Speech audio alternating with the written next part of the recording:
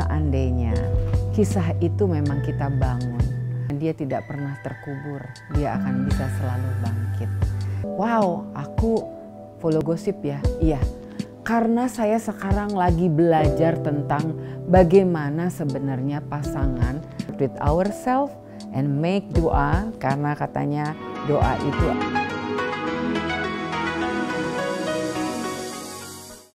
Assalamualaikum warahmatullahi wabarakatuh. Kembali ke channel saya, Ria Mirza, tempat saya berbagi, love, learn, and share. Teman-teman pasti tahu ya, terakhir-akhir ini kisah cinta sedang banyak dibombardir. Contoh yang paling sangat menggemparkan dunia adalah Bill Gates dan Melanie Gates. Oke.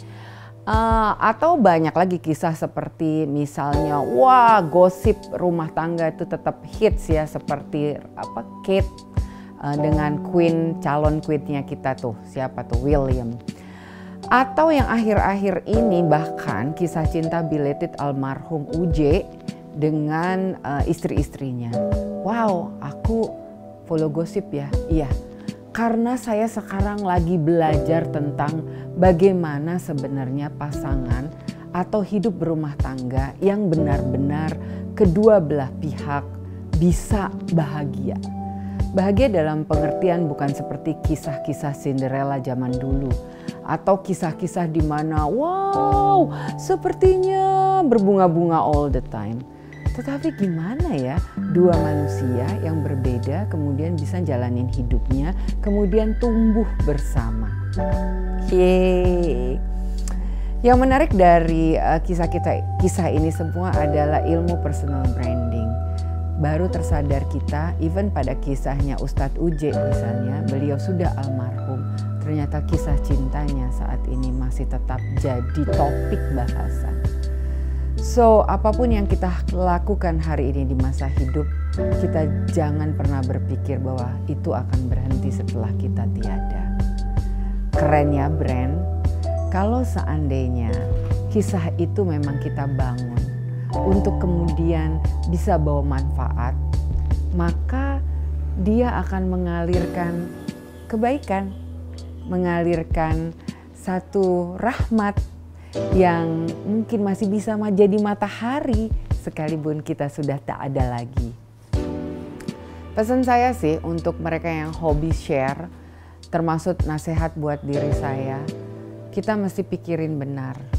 Langkah apa sebenarnya yang harus kita lakukan agar kita benar-benar bisa meninggalkan legacy yang bisa nanti minimum bisa dikenang oleh keluarga kita sendiri, the nucleus family, anak atau orang-orang tercinta terdekat kita. Hati-hati dengan apa yang harus kita share juga di sosial media, karena dia tidak pernah terkubur, dia akan bisa selalu bangkit. Nah, oke, itu pesan aku. Sekarang gimana ya soal hubungan suami istri, 27 tahun pernikahan, ada yang 15, ada yang 5 dan sebagainya.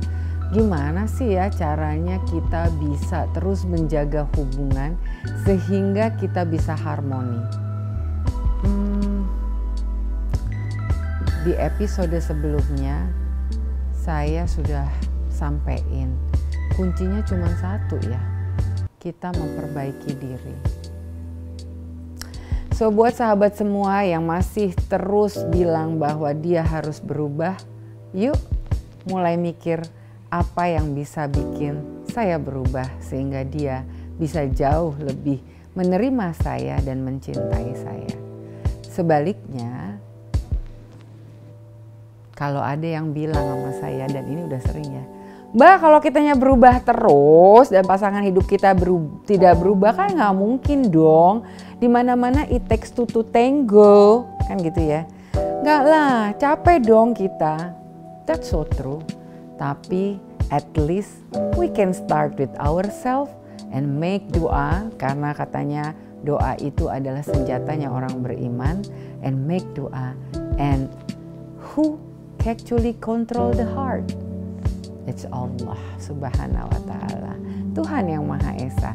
So sometimes you put an effort to do everything you do, after you love yourself, definitely after you learn how to make yourself better and your spouse better too, And after that, what we need to do is asking God for help. That's my share today, and hopefully the tips of sharing would lead you to share. Mudah-mudahan nanti ada sahabat saya juga yang hadir hari ini untuk sharing-sharing. Assalamualaikum warahmatullahi wabarakatuh. Thank you for listening to my